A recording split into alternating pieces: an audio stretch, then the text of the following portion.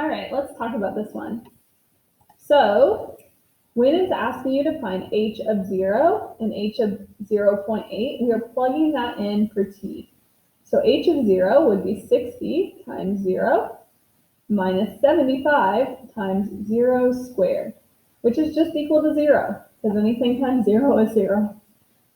Then if we do the same thing but with 0.8, remember that just means that we're plugging it in. Now you might want a calculator. This gets a little bit more involved. So 60 times 0.8 minus 75 times 0.8 squared. If you type that all into your calculator, pause the video if you need to and type it in, you will get 0 as well. So what does that mean in this context? Well, what that means is the output is 0. So those are the times that the frog is on the ground, that its height above the ground is equal to 0. So if we imagine this as a graph, we have 2 points where it's on the ground, and in the meantime, it goes up, jumps up, and comes back down, right? So initially it's at 0, and then again at 0.8. We know those are our x-intercepts where it's on the ground. Then we can think about using what we know about quadratics to figure out when it's going to reach the maximum.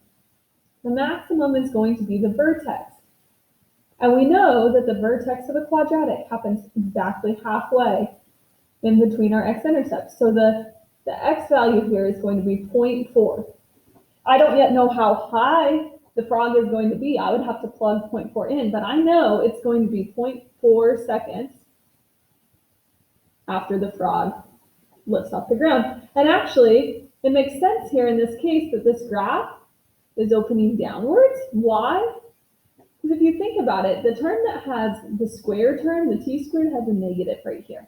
And as we saw in a previous lesson, we saw that that negative makes the graph open downwards. So what I'm going to show you is a completed graph. This is actually what we would see if we type this into our graph. We see that we were exactly right. The x-intercepts, the time it's on the ground, is at 0 and 0.8. And then exactly halfway in the middle at 0.4 seconds is when it reaches its maximum height. The frog is 12 inches off the ground, or 1 foot off the ground, there at 0.4 seconds.